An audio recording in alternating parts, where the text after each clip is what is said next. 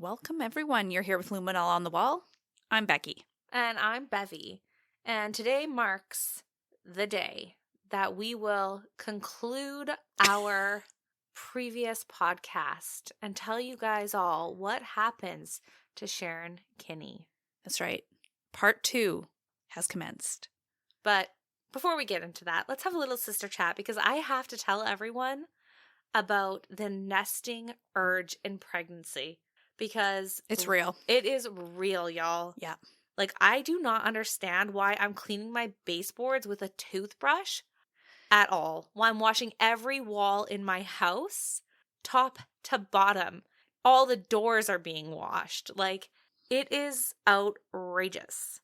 It is outrageous. Everyone says, oh, Bevy, take it easy. Just chill before your baby comes. You're going to be so tired. Like, save your energy.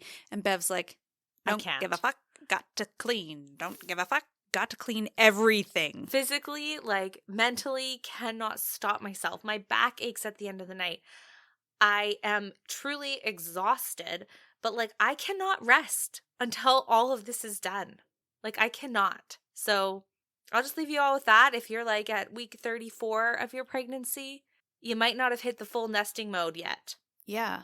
I mean, they do say it's a real thing, right? It's, like, weird, though. It's like I'm literally 37 weeks pregnant, like about to be 38 weeks pregnant, and I'm going crazy. It's like I'm the biggest I've been. It's the hardest to move I've ever experienced. You could pop at any moment. And I am like on my hands and knees. Scrubbing. It's ridiculous. So anyways. I know, actually, Bev did come to my house after a day of cleaning, and she gave me a nice hug, and I thought at first, oh, my sister wants to give me a loving hug. I love her. And she's like, I need to rest. And she literally, full body weight pretty much, rests on me and just like goes completely lax. And she's like, I need you to prop me up. I need this right now. And I was just it was hard to stand. Yeah, and she's breathing heavy. Like, I was like, oh my God, and my bless sister. Becky's heart, she started rubbing my lower back. You're so sweet. It literally helped and felt so nice. So yeah, thank you. I felt so bad. I've never seen quite that like desperate look in your face as right then.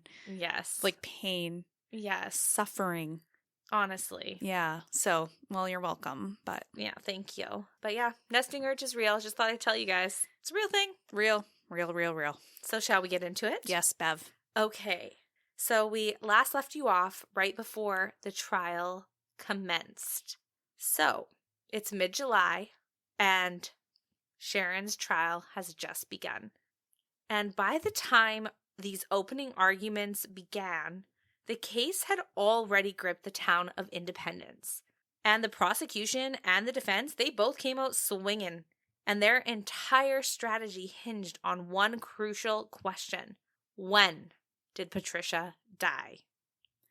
Because as we said in our last podcast, there was controversy with her stomach content getting embalmed before her autopsy, meaning Patricia Jones.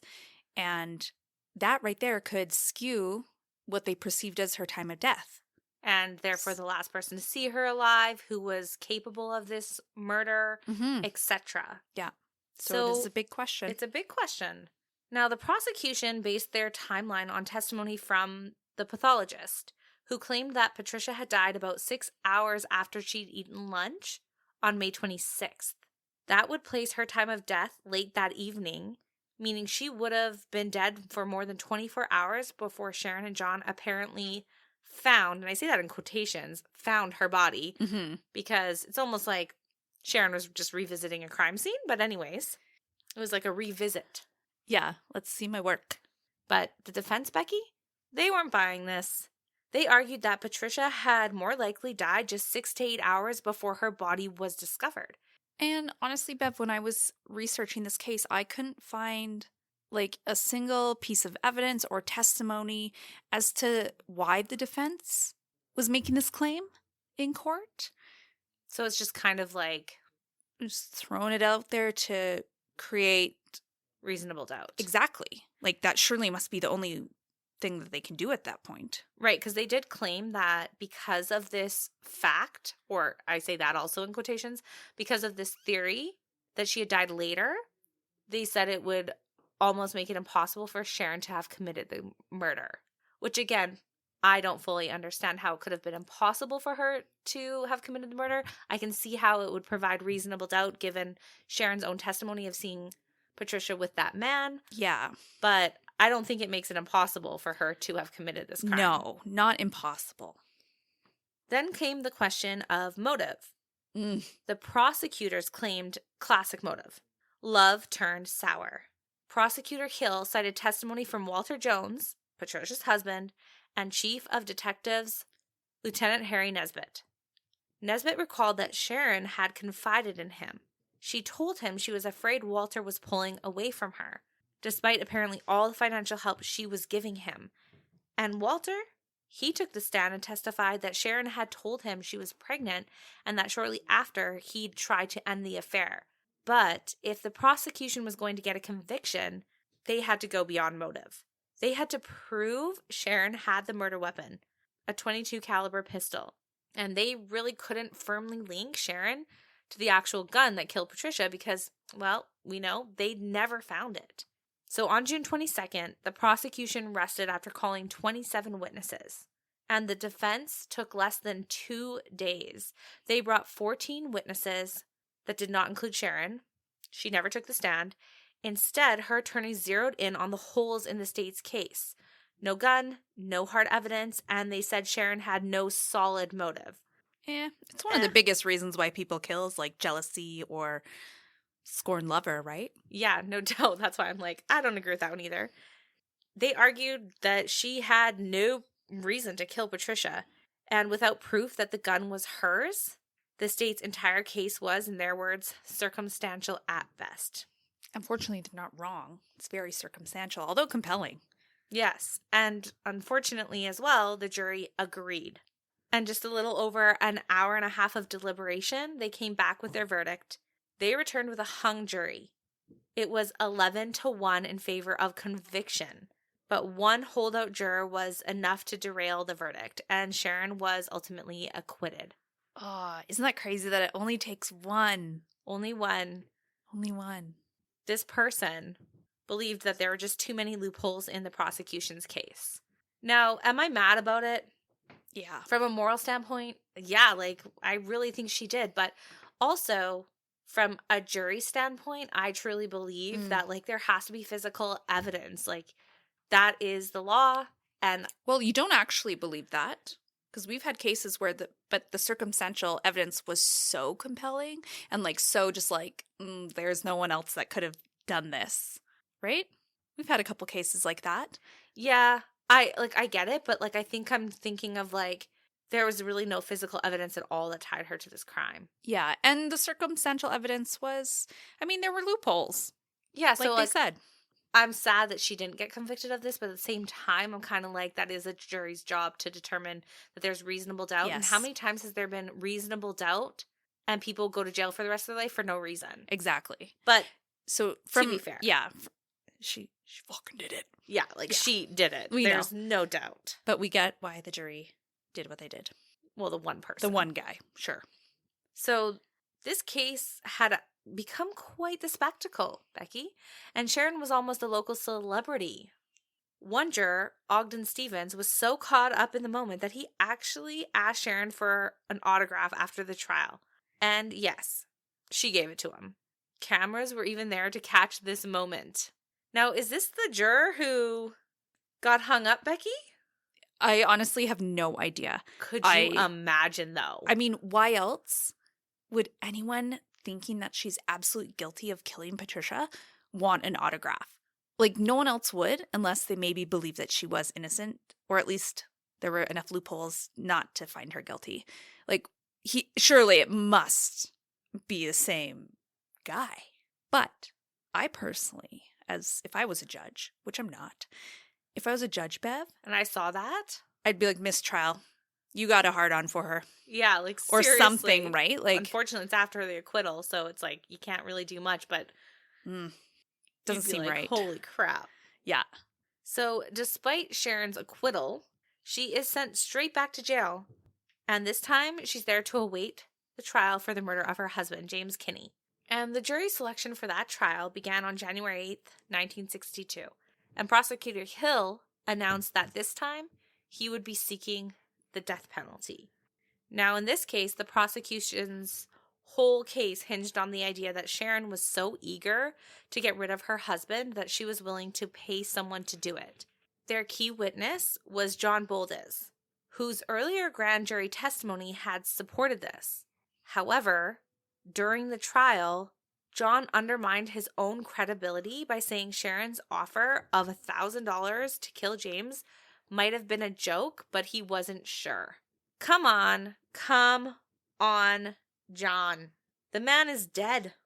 I mean, that sucks. I would be so pissed if I was a prosecutor. Be like, you motherfucker, you're making me look stupid. Yeah. Why did you say that? I mean, sure, if it's true, it's true. Whatever. I can appreciate that, but it's like, why wouldn't you have disclosed that at any other damn time?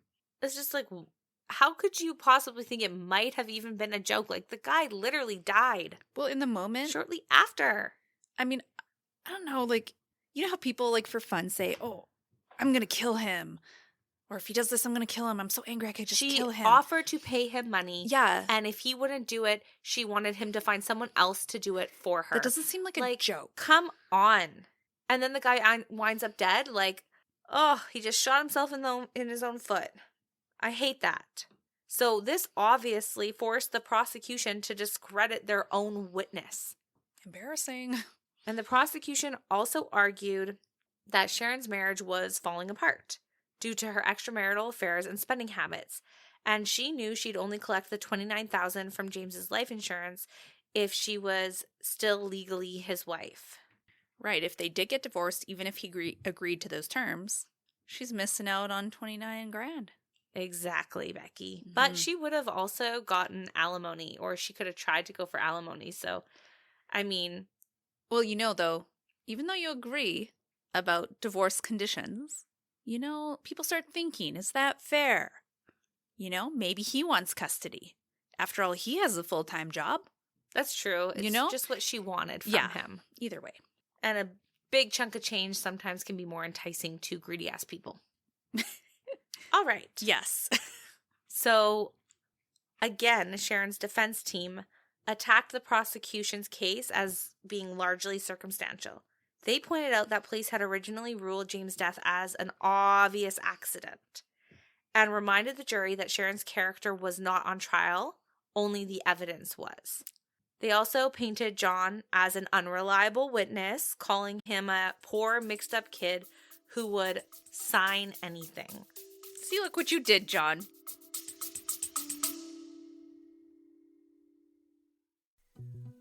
Hello, my name is Kristen Riguidel, and I'm a licensed insurance broker across Canada and in the United States. But I want to ask you a question. Is life super predictable? No, there's always going to be curveballs in life, but there's two things that I can guarantee you. One, we're all going to have to pay taxes, and two, we're all going to die. I know, it's morbid, right? But it's true. And that's where life insurance comes in. Life insurance is a selfless act. At the end of the day, it's meant for your loved ones in the event you were to pass away unexpectedly. And not that money can ever replace us, but I always liked the idea of leaving some money behind for my brothers, whether that be for their college education, or a down payment on a house, or even just time off of work to grieve. Because the last thing I would want for my family is to have to go to work and pay the bills while they're grieving. And so life insurance gives you the peace of mind that no matter when you pass away, your loved ones are taken care of. With flexible plans, affordable premiums, and coverage that fits your unique needs, I do the shopping around for you so that you can get the protection without the hassle. Because taking care of your future doesn't have to be complicated. If you'd like to discuss options, you can send me an email at krigidel15lrxc@wfgmail.ca or give me a phone call at 403-785-7670 to learn more and get a free quote today so you can live tomorrow with peace of mind.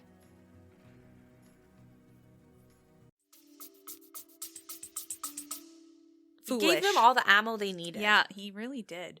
And for the defense, To support the theory that Sharon's daughter, Dana, might have accidentally shot James, the defense brought in witnesses who said loaded guns were often left within Dana's reach at home. They testified that Dana could pull the triggers on toy guns with heavier pulls than the actual murder weapon and had often been seen pretending to shoot guns while playing. But despite the defense's attempt to offer up reasonable doubt, the jury saw through it, and after 5.5 hours of their deliberation, the jury convicted Sharon on January 11th, guilty of murder. And in April, she was sentenced to life in prison and began serving her term at the Missouri Reformatory for Women. Now, what's kind of interesting, Becky, is that despite her conviction and their previous suspicion of Sharon, James's family continued to support her. They were quoted in an interview saying, "We just can't find it in our hearts to say anything bad about her. We still don't feel that she committed murder." Which blows my mind because they were the ones who knew that, like, their husband wanted this divorce. Right? I mean, keep in mind that, they're a really religious family. They probably really want to see the good in people. Like, I think that matters. I definitely think they're probably not as cynical. Yeah, your beliefs definitely dictate how you see the world. So I can see that. But, just from my own perspective, I'm like, We're not on the same page as some of James's family. Yeah, like, I don't have as much faith in you, Sharon. Now, the following week, Sharon's lawyers filed a motion for her release on bond, supported by a petition signed by 132 community members. The judge ultimately denies the motion, noting that first-degree murder wasn't a bailable offense, and calling her attorney's involvement in the petition highly improper. So later, the defense went a different route, and they filed a motion to vacate the conviction, arguing that the jury had based its decision on speculation rather than solid evidence. They pointed out issues like a juror taking incomplete notes, problems with John's testimony, and irregularities in jury selection. But Judge Stubbs denied the motion in April of 1962. But the Missouri Supreme Court later reversed the conviction in March of 1963. So the court ruled that Sharon's defense had been denied adequate preemptory challenges during their jury selection. So what this ultimately means is that the defense was in some way hindered to their legal right during the jury selection process for the attorneys to be able to reject a certain number of potential jurors without having to state a reason for why they don't want that specific juror. So if you have to explain why you don't want a certain juror, then it becomes more of a debate, and maybe they could be like, that's not a good enough reason, but they have the legal right to just reject at least, I think, up to 10 people, right, Becky? 10 jurors? I don't know the without exact... stating any reason. Yeah, I don't know the exact number, but they do get a specified amount to reject when they're choosing their jury. And if that right is taken away, the jury could be, it could benefit the prosecution more. Right. So that is ultimately why the new trial was granted. Exactly. So Sharon was initially denied bail in May, but this was overturned and she was released in July on a $25,000 bond, which was posted by her brother Eugene. And after her release, Sharon and her children moved in with her mother as they all awaited her new trial. Now, the prosecution did try to get the Missouri Supreme Court to reconsider Sharon's retrial, but the court found further grounds for a retrial in October 1963. And this time it was because the prosecutor had improperly cross-examined one of their own witnesses. So ultimately, the prosecution's attempt to end the retrial failed. So Sharon's second trial for the murder of James Kinne began on March 23rd, 1964. On the first day, the courtroom was closed to the public, but reporters were eventually let in. And due to the case's notoriety, jury selection dragged on for 14 long, arduous hours. It went from 9 a.m. to nearly midnight. That would be a pain in the ass, Bev. But it's also let's get it right this time. Yeah. This is the whole premise of why the fuck she's getting a retrial. Exactly. We're not fucking it up. Now, all jurors were male and were sequestered immediately. Now, what's interesting is just days later, another mistrial was declared when it was discovered that one juror had retained a law partner of the prosecutor. Conflict of interest, baby. Yeah, so now they have to go through with a third trial for the death of James Kinne. And the third trial was set for early June, but didn't begin until June 29th. Assistant prosecutor Donald Mason stated that he would death qualify the jury, meaning he'd dismiss anyone opposed to the death penalty. And jury selection once again lasted more than 12 hours. Now, what is so fucked up about this trial, Becky, is that once again, John gives inconsistent testimony, stating that he was unsure whether Sharon's murder for hire offer was serious. But this time he added that after James's death, Sharon asked him not to mention the offer to the police. John, you are so not credible right now. That sucks for the prosecution. Like, I know his testimony about the murder for hire was damning, but he totally screwed it up last time. I'm curious as to why they took their chances again, because that was not helpful. No, I mean, maybe just like the offer to not mention it to the police. I mean, maybe he felt or they felt like that was enough, but like, the fuck? Yeah. The prosecution also brought in a new witness, and she testified that Sharon had once joked that she should get rid of the woman's old man like she did. However, the defense highlighted contradictions between her testimony and a prior deposition. So unfortunately for the prosecution, their case is looking a little bleak. But what's different about this trial in particular is that Sharon did end up taking the stand. And of course, she denies everything. And at the end of it all, the all-male jury deadlocked 7-5 in favor of acquittal, which ended up resulting in a second mistrial. Well, this is more than frustrating, isn't it? I do feel like the all-male jury selection is working against the prosecution. Like, it didn't work in the first one. It didn't work in the second one. Like, I just think that maybe the males have more sympathy for this beautiful woman or just don't think she's capable of committing these crimes. Yeah, and without, like, concrete proof, it's probably hard to get a good conviction. Yeah, so I just think maybe that's not the right move for the prosecution. But I'll give it to them. They are determined to bring Sharon to trial, so a fourth trial was scheduled in October of 1964. And at the time, Sharon was still out on bail, and in September, she ups and vanishes. Apparently, Sharon had chosen to travel to Mexico with an alleged lover, Francis Samuel Pugliese. Sharon decided to use a fake name, Jeanette Pugliese, while traveling over the border. The couple lied and said they were husband and wife. They later stated they went to Mexico to get married. But under the legal terms of her bail, Sharon was permitted to actually leave the country, but her contract with the company that posted her bond prohibited her from leaving Missouri without written permission from the company's agents, which she did not get. So after crossing the border, Sharon and Francis registered at a place called Hotel Gin, again as husband and wife. While there, Sharon said she felt unsafe in the foreign country and decides to buy a pistol for protection, which meant the couple now possess multiple guns because they had brought one or two with them from the U.S. But it's like, why would she need another one if they already had one? And considering what she's on trial for, I do feel like her even being in possession of any gun should be an absolute no-no. Yeah, that seems logical that she would be prohibited from being in contact with a gun. And now she has multiple. Now, on the night of September 18th, Sharon leaves the hotel without Francis. And it's truly unclear why she left the hotel alone, but some theories were they were running low on money and needed some, or that Sharon was in search of medication that she needed. Either way, when she did leave the hotel, she ended up encountering 34-year-old Francisco Paredes Ordonez, a Mexican-born American citizen at a bar, and eventually she decided to accompany him back to his room at Hotel Lavada.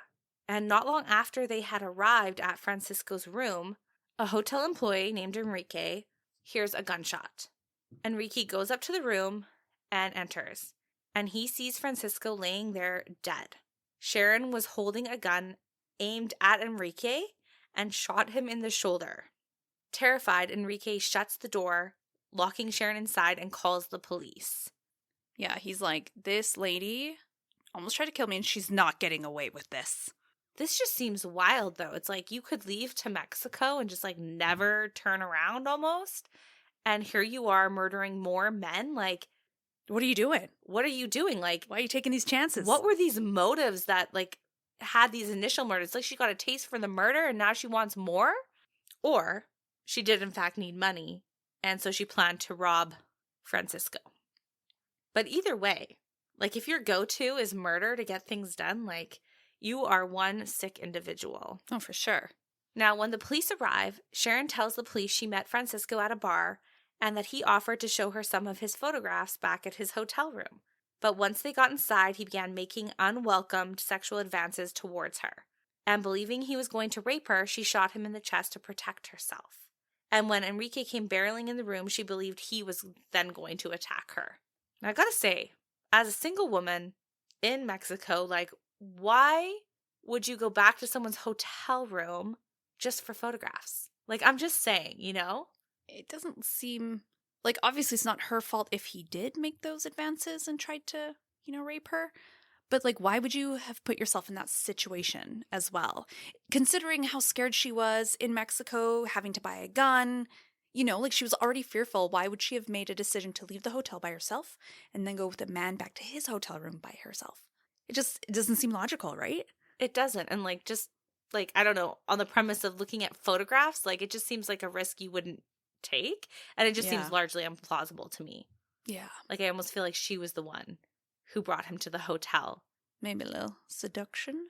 Yes, happened? that's what I think. I mean, she did use her beauty before. Right? Yeah. And just like us, Becky, the police don't believe Sharon's events. When they looked in her purse, they found the pistol, and on top of that, she had an additional 50 rounds. And when they went to check Sharon's hotel room, they found 2 more guns and several additional cartridges of bullets. They believed that Sharon and Francis were in desperate need of money and had set out to rob Francisco, but when he refused, Sharon shot him. Exactly what I think. Exactly. So Sharon was arrested for homicide and assault with a deadly weapon.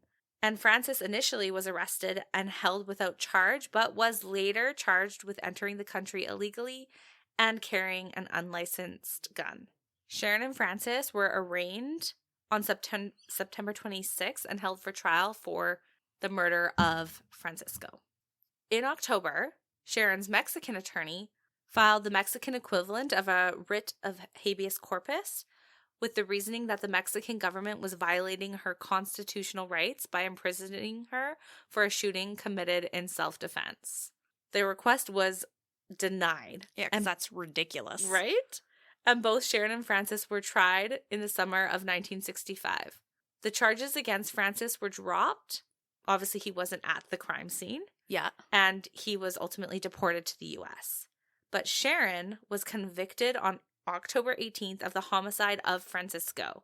Now, there were rumors going around that she would receive probation and be deported like Pugliese, but she was instead sentenced to a 10-year prison term for the murder. In what world? To only get 10 years? Well, yes, I was going to say that. But mostly, in what world would she have only received probation for killing someone? Oh, you ended a life intentionally and brutally. And you just get a little slap on the wrist. Here's some probation, The fuck? As if.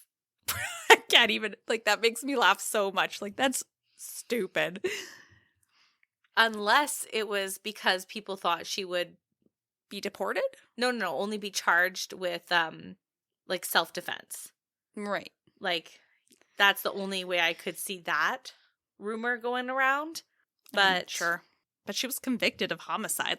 You're not getting probation, you silly lady. Yeah, that's crazy.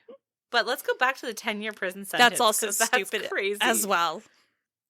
So throughout all of this, Sharon asserts that she will appeal her conviction. And she did. But rather than overturning her sentence, the 3-man Superior Court that heard the case overturned part of her conviction, which were the charges of attempted robbery. But they did uphold her murder conviction and increased her sentence to 13 years. They felt 10 years for murder was a slap on the wrist and was far too lenient. We'll just bump it up To 13 years.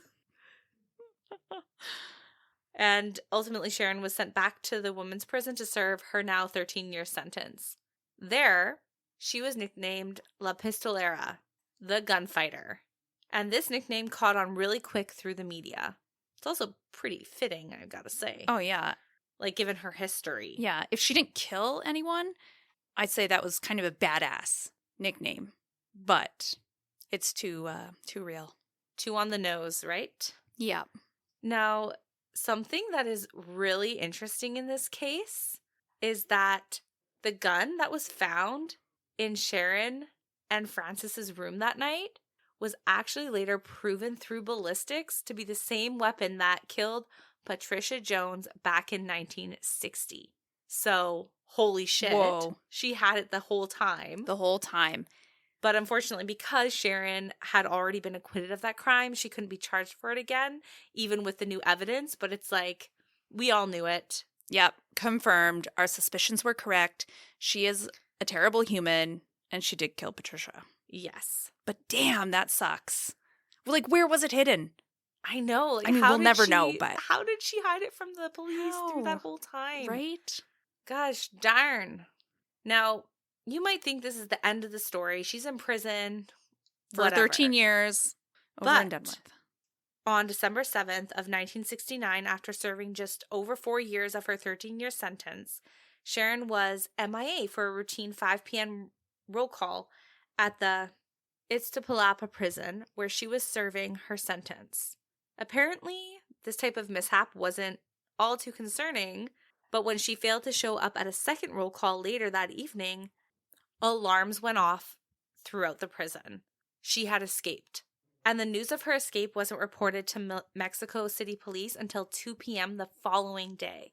She had almost 24 hours to, like, on the run. You can Yeah. cover a lot of distance in 24 hours. Of course you can. Yeah. So, of course, once they do finally find out that she has escaped, a manhunt is organized.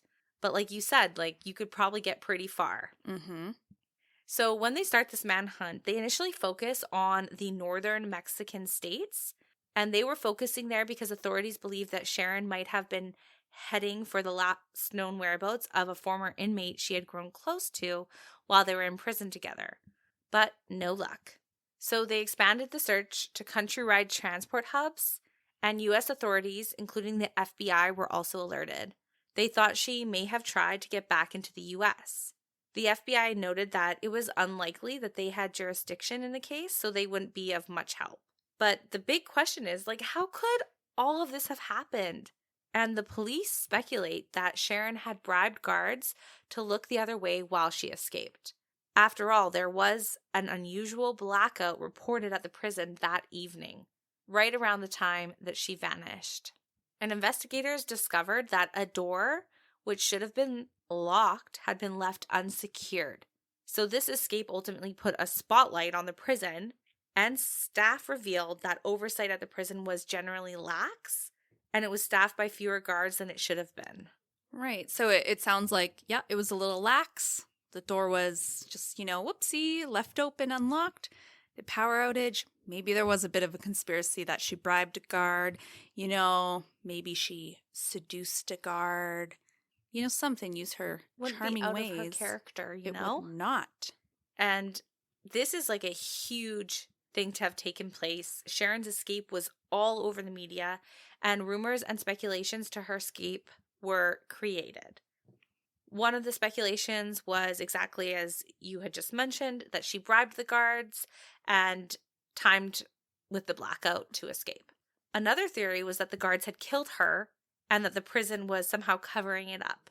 Another one was that Sharon had already fled to Guatemala, making the Mexican manhunt pointless.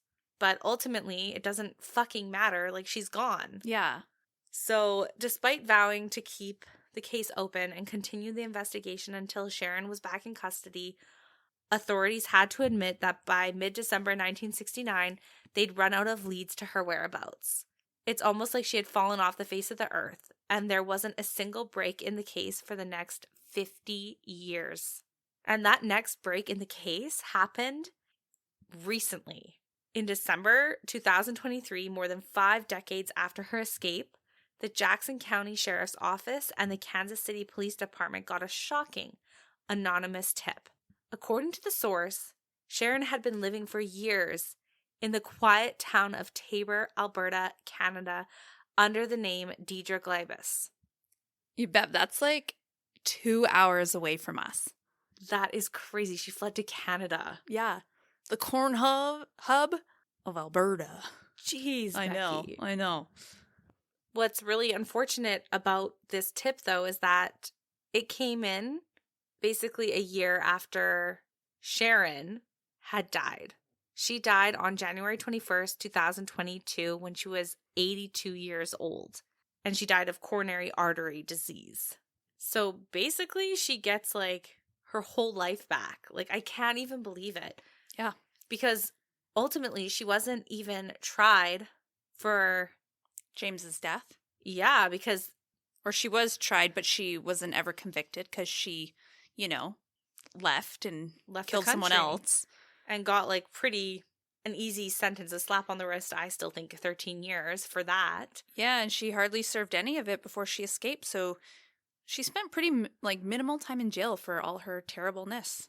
Yeah, she killed 3 people Yeah, and tried to kill a 4th tried. and lived a life in Taber, Alberta. Imagine the people that also live there. It's a smaller town. She had friends, Imagine finding this out. This would be so shocking and upsetting. Be like, oh my God, I was like really good friends with a murderer for 50 damn years? Ugh. Just shows you don't know someone. You don't always know someone. That's right. I mean, that wasn't even her goddamn name. That's right. Now, under our Canadian law, Becky, police are allowed to take fingerprints from deceased individuals if they had a criminal record. But since Sharon changed her name to Deidre had no such record, so they couldn't even go that route. Interestingly, though, the funeral home that handled her remains offered a fingerprint preservation service, a kind of keepsake for loved ones, and it just so happened that the company they used to process those fingerprints was based in Independence, Missouri, the same jurisdiction where Sharon's criminal warrants had originated all those years ago. What a coincidence, hey? That's wild. And this coincidence cracks the case wide open. Investigators in Jackson County quickly secured a warrant to obtain those prints, and once the FBI ran them, there was no doubt about it. Deidre Glibus was Sharon Kinne, and U.S. authorities went public with the discovery on January 17th, 2025. So you might be wondering, after her 1969 Mexican escape, what had Sharon been up to all this time? Well, the records show that she married her second husband, James Thomas Glibus, in Los Angeles, California in February 1970, just a few months after her escape. And by 1973, the couple had moved to Taber, Alberta. They ultimately ran a motel for a while and later opened a real estate agency. Ads for their business even featured photos of Sharon in local newspapers. And how she managed to get a travel visa, secure identification, or even obtain Canadian citizenship despite being a fugitive remains a mystery to everyone. Mm-hmm. And honestly, Becky, just a couple years after Sharon married James, at 38 years old, James dies from complications related to diabetes and alcoholism. Or did he? I'm just kidding. Was it Sharon? Yeah, it's a question you gotta ask. I'm just saying. It's like if he had died due to a gunshot, I would have hold the phone. What? Yeah. I was just waiting for that mic drop moment, but no. Natural causes. Causes. Well, and personal choices, but it wasn't Sharon. No. When he died, Sharon was left out of his will, and she ended up taking the matter to court, which is holy crap. I guess she has a different name, so she feels confident to do that, but it's just wild to me. Yeah, that she would even try that. Yeah, that you're a convicted murderer. A wanted felon. And you're going to go to the court Yeah, that's like the classic definition. Fuck around and find out. But listen, her one motive through all of this has been greed. One of the predominant ones anyways. And this is like really no different. Her choice to like kind of make a risky move here is due to greed. Yep. Now, a few years later, in March of 1982, she marries her third husband, William, or Willie L. And he passed away on April 7th, 2011 at the age of 79. And as we know, Sharon died quite a bit later, January 21st, 2022, from coronary artery disease when she was 82. It was also said that Alzheimer's disease was listed as a contributing factor on her death certificate. And at the time of her death, get this, Sharon had one son from her marriage to Glavis. And while the confirmation of her death finally brought official closure to the Sharon Kinne case as of 2025, authorities were still digging for details about her life in hiding. I mean, I don't know what else they want to know. Well, I mean, I personally want to know, like, how did you, like, evade the police for so long? Like, it's incredible. Like, where did you go right after you escaped from prison? Like, how did you get into the U.S.? Yeah, like, the who, what, when, where, why. I guess so. All of that, I want to know. But at the end of the day, she was found. She wasn't just missing. And there is a bit of closure. So I think that's good. But hopefully they can dig up some new information, like if anyone helped her, any of that stuff. They want to know. I mean, obviously an anonymous tip came in, so people knew someone who she knew. Really was, right? Yeah, someone. And it just so happens to come in after she's dead. Like, people were keeping secrets, man. Yeah, like maybe she told someone on her deathbed. But ultimately, this case is kind of really sad. Because she did kill 3 separate human beings, and she didn't have to serve time pretty much for any of it. Like justice was 100% not served in this case, and it's kind of really, it's just sad for the people who lost their loved ones, right? Yeah. So she had like 4 kids too. I'm curious to know if she stayed in contact with her children. Yeah. In Missouri, and the one affair byproduct child as well. Like, was she a participating mother? Did she ever travel to go see? I don't know. That's what I want to know too. I would highly doubt it. Just thinking of how like psychopathic this woman really was, I think she probably left them without a thought in her mind. And I could be wrong. That is seriously pure speculation. But just thinking of how like easily she killed people for her own benefit, and like how she was able to escape from prison and get this whole new identity. I have a feeling like children. Maybe the last thing on her mind. You know? Who knows? One other question, Bev. How did she refrain from killing anyone else? She went on a damn spree. In a very short amount of time, she killed 3 people. How did she, like, restrain herself for the next 50 damn years? Well, maybe. Riddle me that. Maybe, Becky. She spent 3 or 4 years in prison and she was like, no, that's not for me. I'm not going to take any more chances. I can see the consequences. Yeah, for sure. Maybe, Becky. Maybe she did. And we don't know. Maybe we'll find out in another 50 years. Either way, Becky, this was the case of Sharon Kinne. Thanks for listening. Thanks for sharing, Bev.